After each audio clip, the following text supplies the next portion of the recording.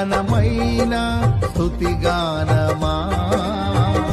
అద్భుతమైన నీ ఆదరణే, ఆశ్రయమైన నీ సంరక్షణయే నన్ను నీడగా వెంటాడెను, నే అలయగా నడిపించెను.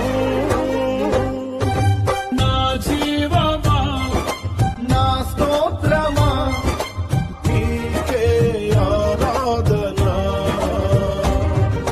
నా స్నేహము సంక్షేమము